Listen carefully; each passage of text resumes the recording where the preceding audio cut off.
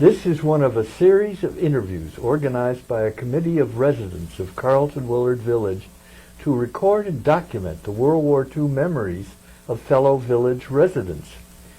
These interviews are being recorded by the Carleton-Willard World War II Committee. Today we will be talking with Harry Wildasin, who served as a captain in the U.S. Marine Corps and was involved in the Battle of Iwo Jima, one of the iconic battles of the Pacific campaign. I'm pleased to offer my World War II experiences for the project committee. My good wife, Mary Lou, a retired nurse, and I have been residents here for nearly 2 years. I was born in York County, Pennsylvania, which is in the Pennsylvania Dutch country. I had the opportunity to grow up on a 120-acre dairy farm. What year was that, Harry, that you were born? That was in 1923. Of course, in those days we had no running water, no electricity, and kind of primitive existence. We had a one-room school for 8 grades, which I was able to attend. And if you passed the 8th grade county examination, you were graduated. Otherwise, you had to go to school till you were 16. So I graduated from the one-room school at age 12. I went to the Hanover, Pennsylvania High School, which was 6 miles away. I had to ride bicycle back and forth for transportation, and I was fortunate enough to graduate after 1940 at the age of 16. Because my grades were in the upper 10%, and the school had a good reputation, Penn State would accept applicants without examinations, and so if you send in the $20 and you automatically matriculated. I went to Penn State in the 1940 through 1943. I graduated at 19 after 7 semesters because I was under an accelerated program, which was sponsored by the Marine Corps, the V-12 program. They paid for my tuition, my room and board. Of course, I was in uniform as a private first class, got $52 a month, and was able to graduate in the end of 1943. From there, of course, I had already been signed up for the OCS Office Candidate Program. From there, I went on to Paris Island, which is a boot camp training, to Camp LeJeune for advanced infantry training, and then on to Officers Candidate School. The one lesson I remember learning about Officers Candidate School is you taught to be, you either kill or be killed.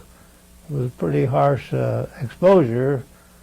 And of course, from there, I expected to receive a commission, but they wouldn't give me a commission because I was only 20, and they had to get a special waiver from Congress to give me a commission at age 20. At that point, I was eligible for the reserve officer training for 3 months, then went off to Camp LeJeune to teach physics to a group of veterans coming back from overseas who were being prepared to go back to college under the V-12 program sponsored under the Navy. I was trying to get out of there and go overseas, and finally I was able to latch on to an assignment to take a me and 6 other officers to take a 1,000 Marine troop train to San Diego, which we did. Got to San Diego and we boarded a Liberty ship, which on a maiden voyage sprung a lot of leaks on the way, which was expected, I guess.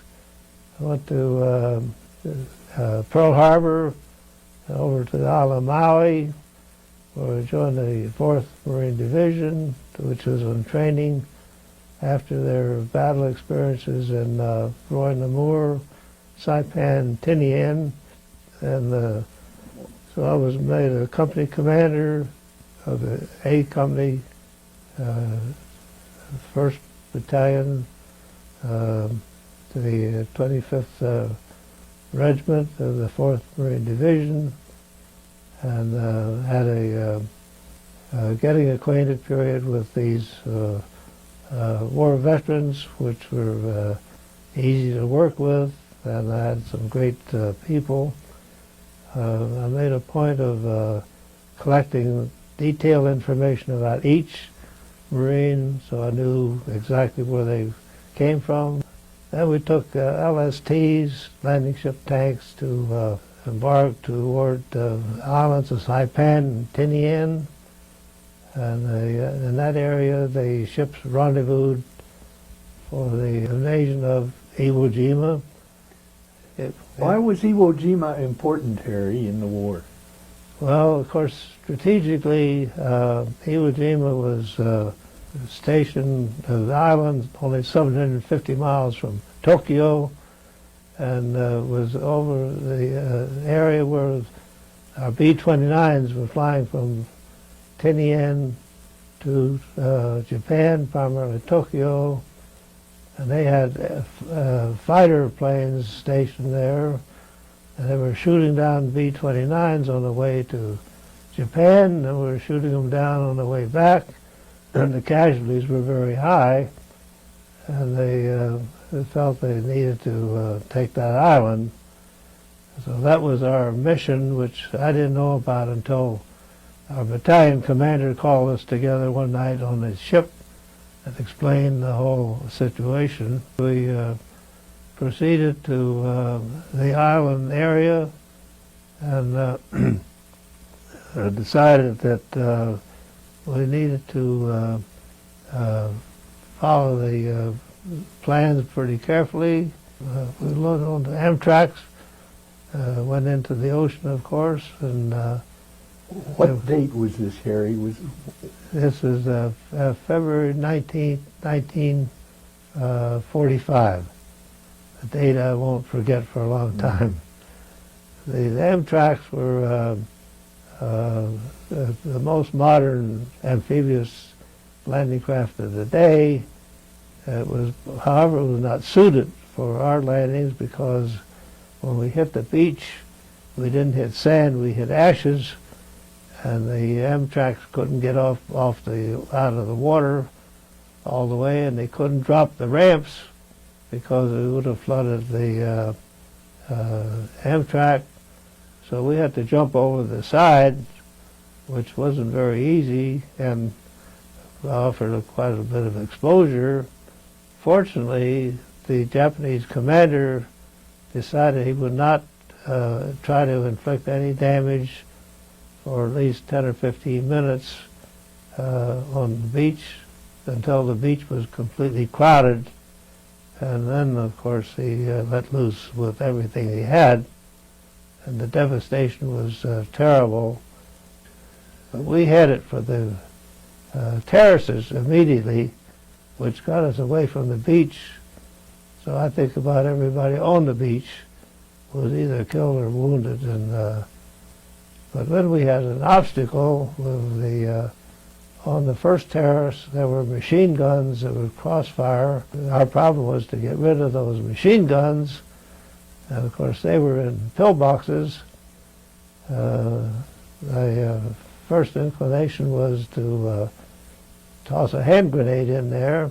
I tossed the first hand grenade, and unfortunately it went over the top and exploded harmlessly.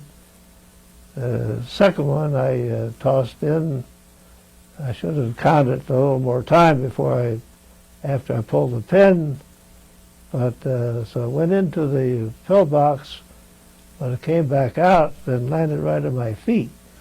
So a Japanese soldier threw it back at you. Threw it back at me, and and when it landed at my feet, fortunately it landed in the ashes, and so it went down quite deep. And my only choice was to drop down in a prone position with my helmet toward the hand grenade. The result was I didn't get any injuries, but I did get knocked out for a short period of time. When I recovered from that, I tossed my third hand grenade, and that one went in, and I counted it much longer this time. It went into the pillbox, and it came back out, but it exploded in midair, so the timing was not quite what it should have been. We had only 4 hand grenades. The fourth one I tossed in, and the Jap threw it back out, but it landed at the feet, or not at the feet, but in front of Sergeant Joe Krakowski, who was not even in my platoon. And he picked it up and threw it back, and again it went off in midair on the way back to the pillbox. So things were kind of timely there, and well, he became very angry about the whole thing, and he attached a anti-tank grenade onto his rifle, and those grenades just slip on the rifle, and if you point your rifle down, it'll fall off. Well, he ran up this little slope and pointed it down. I was afraid it would fall off, but it didn't, and he fired into the pillbox, which neutralized that. After a little while, I heard a thump in the pillbox, and what happened was the Jap in the pillbox pulled the pin on his hand grenade, and they don't go off until they hit him on a solid rock or a helmet or something. So I gathered he hit it on his helmet, and I was waiting for the grenade to come out. Well, it never came out, and so obviously he committed suicide at that point. Now we were in a position to move forward, and we had a prearranged schedule where the Navy would provide cover, a rolling barrage about 200 yards in front of us, and I was determined we would follow that rolling barrage as far up as it would go. And of course those big shells right overhead created about the most noisy condition I've ever experienced. They were being fired from the ships at sea, is that right? From the ships at sea. There were cruisers and so forth. I knew there wouldn't be any Japanese following that heavy barrage, but then of course what happened was that as the Japanese were all there, they were down underground, and they were so far underground that even the 500-pound bombs that were dropped never touched any of them. But those bomb craters provided our only protection, really, in advancement toward the airstrip. And so the trick was to go from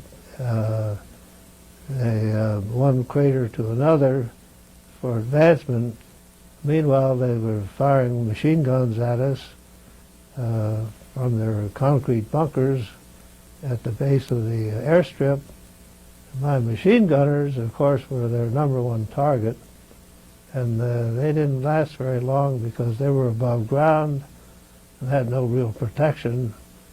So it was within a matter of less than half an hour, I didn't have any machine guns left. And so anyhow, as we got up to the airstrip, they had no we had no problem with protection at that point, but there was a turnabout on the airstrip, and that can be seen. We landed on the Blue Beach 1, and you can see the small lines of the terraces. You can see a little red dot and red dot there. Those are machine gun emplacements. And then you moved inland. Then we moved up, following the barrage, moved right up along this section to this area just below the airstrip. And that was where you were trying to get to. We were trying to get there, and of course we advanced because of the continuous barrage. And when we got there, I kind of reconnoitered and found out that I was the only officer left at that point. We advanced up to the airstrip, and then of course there was a big embankment here, and the Japanese had a machine gun located on this turnaround, so they could fire right down the line where we were located. And of course, I had no defense against that. Finally, someone else found and saw them out there and wiped them out for us.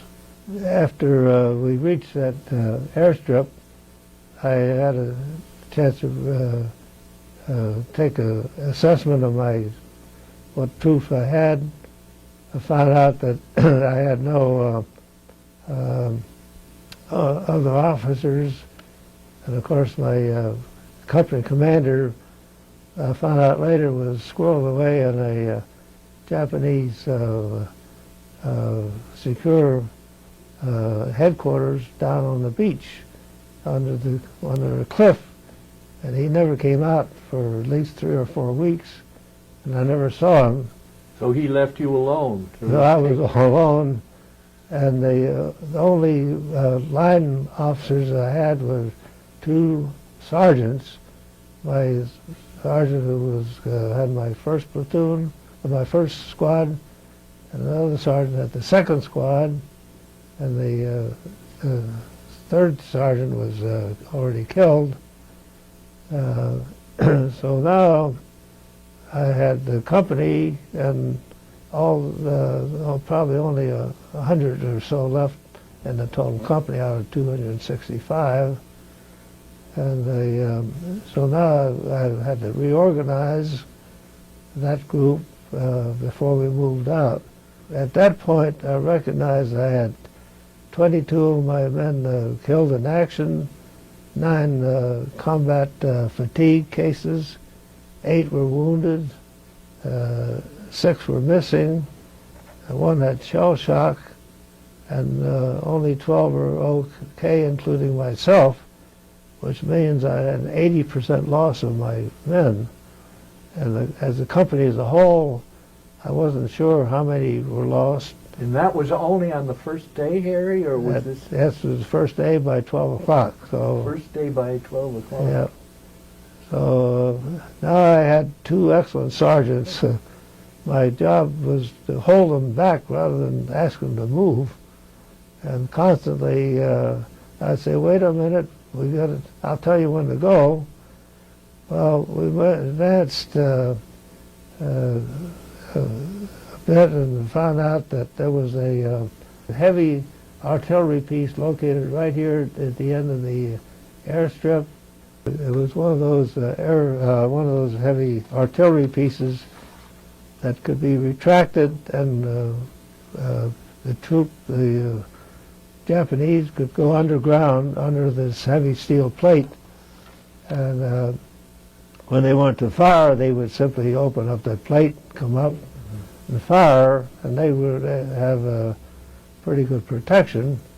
They had capability of firing not only regular shells, but also canister rounds, which are like a whole bunch of little marbles, steel marbles, inside one shell, and when they exploded, they covered the ground, and if you were above ground, you were hit or wounded or killed, you had to be below ground when those fired those canisters. I had a call on my walkie-talkie from the battalion commander, and he obviously had my call number, and he said, what's going on up there? I said, well, things are pretty tough up here. And he said, well, I'm coming up to find out. And I said, don't come up here, you're going to get killed for sure. Well, he came up, and he got caught in one of those canister rounds and was killed immediately. And meanwhile, I had a flamethrower operator who was edging up closer and closer to this artillery piece. At one point, when they were up and firing, he was able to use his flamethrower and completely neutralize that. And of course, the Japanese were burning, and they lowered the shell, the gun back down, and that's the last we saw of them. From there, we decided to keep moving on the high ground. From the end of the airstrip, this is the high ground here. It's hard to see the contours, but you see they kind of level off. And over about this point here, is where we decided to stop and maybe dig in for the evening. By this time it was about 3 o'clock, and we had advanced over some flat, high terrain, which didn't seem at all normal or natural. And I found out later, of course, they had a lot of those spider holes. And you walk right over them, and you didn't. They could see you, but you couldn't see them. So as we advanced, we finally came to a spot where there was a structure of wood with louvers, and I realized that was not a very suitable thing to be around. So I asked my guys to drop some hand grenades in there. Well, nothing happened. Then I had a demolition sergeant named Ross Gray, and I said, could you do anything with that? He said,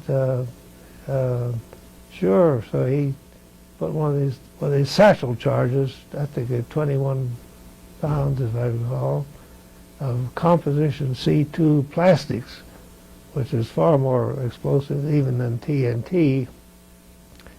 And of course, they blew it to some splinters, and at the same time, they opened up a tunnel that was for the headquarters, so to speak, for the caves that were underneath. For the Japanese caves. They were Japanese caves, and there were 5 or 6 Japs that were staggering around from the explosion. And of course my men shot them quickly. And but these were not regular Army guys. These were big guys, as big as we were. I found out later that they had been choice people like from China. And so that was the elite of their elite. And then from that point, there were some openings down below at each end, and I asked the sergeant to drop some of those satchel charges down there, and he said, well, I don't have any more. I said, you know where you can get some? He said, oh, yes. He said, let me take my squad of 7 or 9 men here, and I'll go get them. I said, bring as many as you can carry. They came back with maybe about 15, and dropped them in those openings, and we opened up a whole series of tunnels that were interconnected, like in a circle. So that was where most of the Japanese were, was all these underground tunnels and... Exactly. And when they dropped those satchel charges in they would drop way down, you could hear them explode. And I found out later that was about 4 to 5 stories deep. And I can't tell you how many satchel charges we dropped down there, but he made several trips back, and we must have dropped 30 or 40 of those charges. When I was back at Camp LeJeune in the fall, I spoke with the G2, the top intelligence officer for the Camp LeJeune. He had a cutaway of the island, and I showed him where we dropped the charges, and he said, "You don't know that, you didn't know it at the time, but you buried between 10 and 12,000 Japanese Army guys in those caves, which were just like a hotel." So that was there were only 20,000 Japanese Army guys on the island, so that was a pretty good chunk. So that wiped out about half of the Japanese contingent there. Exactly. While we were there, I had 2 official Marine Corps reporters show up, and I was amazed that they were there, but I found out later that some of these reporters were right in the front lines, and they interviewed me and asked me where I came from, and I told them Hanover, Pennsylvania. And what's the name of your newspaper? I said the Evening Sun. And they said, "What's your name?" I said, "Well, I'm not going to give you my name." They said, "Why?" I said, "Well, by the time they read about me, I'll be dead anyhow, because at that point, life wasn't worth a nickel." So I said, "I have just a guy you ought to interview and make a great story. My Sergeant Gray from Alabama. He's an ordained minister. They call him the Preach." And so he interviewed my sergeant. Of course, I didn't have a demolition sergeant in a platoon. This was a company man. And he was awarded the Medal of Honor as a result of that interview. And people who knew him well, much better than I did, thought that was very appropriate for that sergeant to get that kind of a recognition. So, did he survive? On the 8th day, I was wounded, and unfortunately, I wasn't around to protect him. But he was killed a few days after I was wounded, so he never survived. And also, my sergeants, the same way. I wasn't around. I called them back, and I knew they'd get killed if I wasn't around. So one of my big functions was to keep my guys alive. So then we had word we're going to go into a rest session. So we went back to the a little further away from the landing beaches for a so-called rest period, which he didn't get much rest because... what day was this, Harry? I think that was about the 3rd day. Went in the rest, and then we had special 10-to-1 rations. And supposedly you had these huge pieces of food, like cans of peaches, that were to be shared by everybody, 10 people, but it didn't work that way. A couple of guys got the peaches, and the other guys ate out of the cans as usual. But all through that time, if I took my helmet off to comb my hair, I kept it over my head because shrapnel was still flying every place. The rest area was just off the beach, much further away from the landing beaches.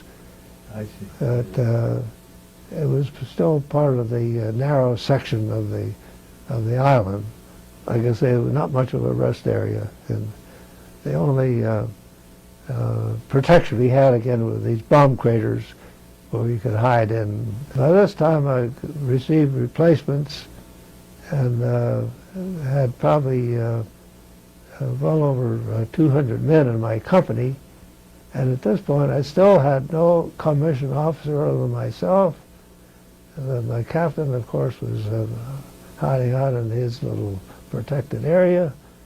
And I had 2 sergeants for command of over 200 men. And these were all replacements. These were people who didn't know much about battle. And so we were set in a position to kick off on the 8th day, which is the 26th, as I recall. And we were going to jump off from us at 8 o'clock in the morning. And of course I was in my command post. I had 1 sergeant with me. The other one was off helping with the command of the other troops. And I had a new corpsman who was about over 6 feet tall. And I don't know where he got them, but he had a pair of those large binoculars that they use aboard ship. I saw him standing up and looking around, and I told him to get down, which he did, but unfortunately the Japanese saw him before I did, so they spotted my location as a command post, and I was within a crater, and within a crater itself I had my own little foxhole, so to speak, a dugout area. Of course, it was easy to dig out because that sand was easy to move. And so the Japanese dropped a mortar round out in front of us. I forget the distance, maybe 100 yards or so. And the next one they dropped was within 50 yards. And I should have known to get out of there, but I didn't. And the next one dropped right in my bomb crater. When I was wounded, my sergeant, I don't know how long I was unconscious, but when I came to, my sergeant, who was right next to me, not more than a foot away, had already turned blue, so he had been dead for a while. And I realized I'd already been given morphine, so I must have been out maybe 20, 30 minutes, I don't know. But then I was walking casually, and I didn't have anybody except that one other sergeant left for command of a whole company. It's a terrible situation. And so anyhow, I went to the first aid or medic section. They checked me over and of course took my ammunition, all my things I was carrying, which I didn't need, put me on a boat back to a ship. It was an ATA, which was a transport ship, but it was equipped with some tables. I think they were probably tables for dining or eating. Where were you wounded, Harry? What part of you was wounded? Well, of course, I was lying on my side, and the shell exploded into my back. So I had the Japanese had a lot of explosives, but they didn't have very much metal. So this shell was a lot of tiny fragments that probably the largest piece that penetrated between my ribs was about less than the size of a pea. But anyhow, I went to port ship. They had a table the surgeons were using for operations. And came my turn, and they took off my jacket, and they were able to take out some clothing from my wounds, and then just put a bandage on. There wasn't anything else they could do. Of course, there we were with my bloody jacket, and there was a Red Cross was on board, and they were passing out Marine Corps clothing. And I asked for a jacket, and they said, "Well, you're an officer, you're going to have to pay for yours." And I said, "Well, I don't have any money." "Well, that's too bad." And one of my troops, and I had quite a few on board that were my people, they said, "Don't worry about it." And of course, it didn't take very long. I had my jacket, okay? So that was an experience with the Red Cross that I never forgot. Later, we were transferred by ship to Guam, and at Guam, as we got off the ship, the Salvation Army was there passing out bags of necessities like toothbrushes, razors, and the things that everybody could use. They didn't ask you if you were an officer or not. They just gave them to you. Of course, Guam was that was an experience in itself. They had constant earth tremors there, which was new to me, but people get used to it. And then from Guam, we took a ship to Pearl Harbor, another ship to Oakland, California, which was a naval station. And from there, I took a train all the way to Chelsea, Massachusetts, at the Chelsea Naval Hospital.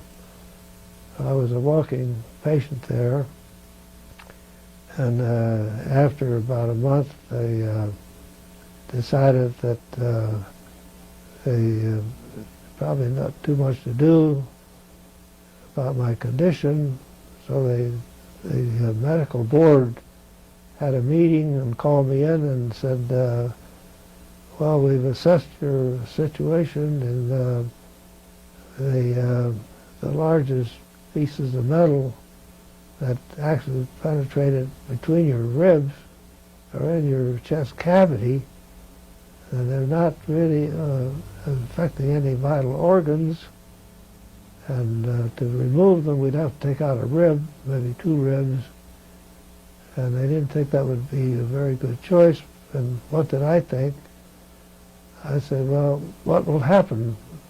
They said, "Well, the metal will probably be encapsulated and may move around, but never get into any vital organs." So I said, "I think you better just leave it alone." They agreed. They said, "Well, we'll give you a medical discharge." So that's still with you, those fragments? Yes, I still have them. Every time I go for an examination, they all want to take an X-ray. And so I had so many X-rays in my day that, and those X-rays back then were not very safe, as you know. And I blame some of my present condition on all those X-rays I had back in those days. So they wanted to give me a medical discharge, and I said, I would prefer that you not do that. I said, "Could you put me back to full duty?" And they raised a few eyebrows and said, "Well, if that's what you really want, yes, that would be okay." So then I was released and assigned to the Naval Headquarters in Boston, and then transferred to Camp LeJeune, North Carolina. And I never forget, on the way through Philadelphia, as we learned that, not that we got off there, but we got information that President Roosevelt had died. And of course we went to Camp LeJeune. I was made the company commander of a regiment, not a regiment, a cadre of Marines who were being trained for the invasion of Japan. And of course that was to be a real slaughter. And while we were there, the President Truman announced that Japanese had surrendered because of the dropping of the atomic bombs. On Nagasaki and Hiroshima. Exactly. Then the question was, what are we going to do? Well, Secretary of Navy Forrestal decided that we ought to form a Marine Corps brigade to be a U.S. contribution to an international police force. So we set up that kind of a unit, and we could be any place in the world in 48 hours' time. We had to form this unit. We could recruit people from all over the world by their MOS or their specialty numbers. So if we needed so many riflemen or so many corpsmen or so many, not corpsmen necessarily, but so many machine gunners, they came in by numbers. We put them together and formed a battalion. I was asked to be a company commander of A Company, which I was glad to do because I had several other officers that were good friends of mine who wanted to join me, so I felt very much at home with that group. So we trained for a while and had a great experience in that I had to. My company is the only company that never ran anybody up to the lieutenant colonel for discipline, and he said, I kind of looked into that. He said the other companies are sending people up all the time, and he said I'm going to make you my deck court officer, which is obsolete today because of the Uniform Code of Military Justice. But I was I could try cases and impose penalties almost as severe as the summary court-martials, except I couldn't discharge a Marine and I couldn't take away their pay for more than 6 months. So, but most of the cases were not very severe, and penalties were usually bread and water or hard labor, that sort of thing. And so that was an interesting experience, to say the least. But that Colonel Hutchinson had high regard from the JAG's office in Washington, and he was later asked to be in charge of general court-martials involving some very serious incidents at Parris Island. So that was a great experience. But I should add that one day I got my company together, and I said, no, all of you are volunteers, and as far as I'm concerned, that's good enough. And I thought, I haven't looked at any of your record books, and I don't intend to, but I want to be sure that your record books are just as clean as they were when you came here. I said, it's the job of my other officers, my NCOs, to be sure nobody gets in trouble. So with that admonition, I never had to run anybody up for discipline. I don't know what went on when I wasn't looking, but I didn't care because I kept them clean. When Secretary Forrestal's request for participation in the World Police Force was denied by the Joint Chiefs, we decided to continue some training. We could be any place in the world, and of course in 48 hours. So we took the planes from Cherry Point to Cuba, and from Cuba we then took ships to Pearl Harbor, and made landings at Pearl Harbor on a plantation which was donated by a grateful citizen. So we spent a few weeks there and came back. After we came back, the rest of the unit put on demonstrations of landings for the West Point people and the Annapolis people, but I was assigned to administrative duties at Camp LeJeune, and I spent the rest of my time with that sort of activity. The chief of staff, who was a bird colonel, is almost like a CEO of a corporation. He runs the place, and he latched onto me to do a lot of his dirty work. For example, he had a lot of shortages at the beer halls and at the post exchanges, and he said, "I want you to straighten out that mess." I said, "Well, I'm not an auditor. I don't know how to do that." He said, "We got all the auditors you need. Don't worry about it. I just want you in charge." So, and he wanted somebody who would get into it, deal with it, close it up, and forget it. When I had a reputation for doing that, and so I enjoyed working with him. He was a gem of a guy. But he asked me to investigate a murder situation. I said, well, he said, "Let me send you the papers." So I sent me the paper. I had subpoena power. I could have even subpoenaed the general of the base. And I said, "I'm not a lawyer." He said, "You don't need a lawyer. We got all the lawyers you need." So he had a lot of confidence in me, obviously, and I enjoyed working with him. Then, of course, the unit was disbanding.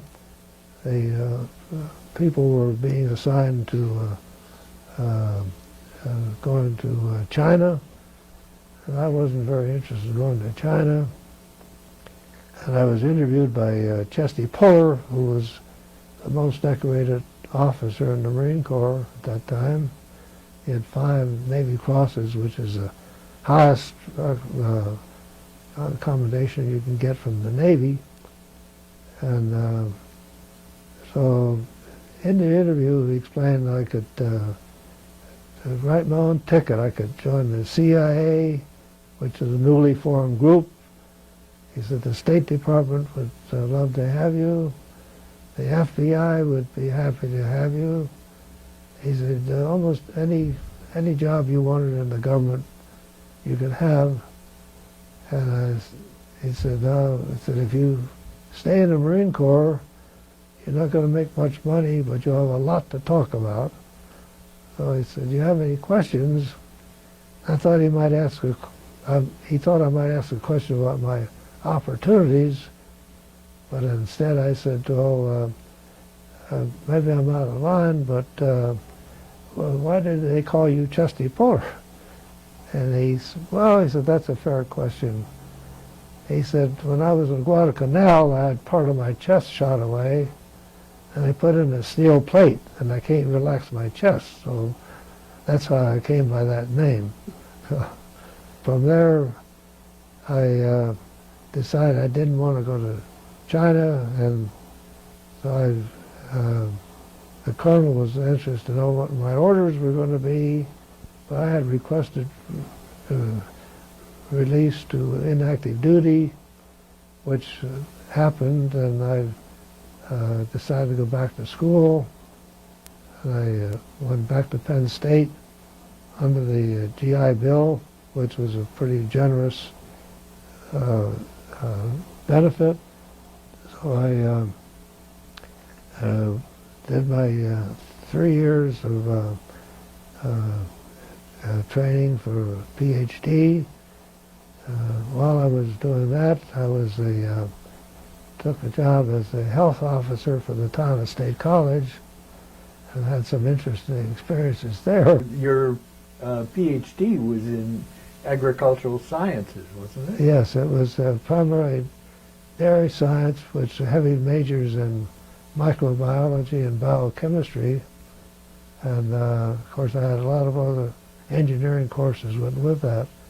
I took a job as a professor at University of Connecticut, and I spent 3 years as a university professor, but I couldn't stand the starvation wages, so I took a job working for the Whiting Milk Company in Boston, and after 5 years, at 4.5 years, I resigned, effective in 5 years. I took a job with the H.B. Hood, which had just lost their technical director through unexpected cancer, and I never thought I would apply for a job with a competitor, but I was told by some good friends of mine that Hood would like me to apply for that job, which I did, and of course was accepted, and I spent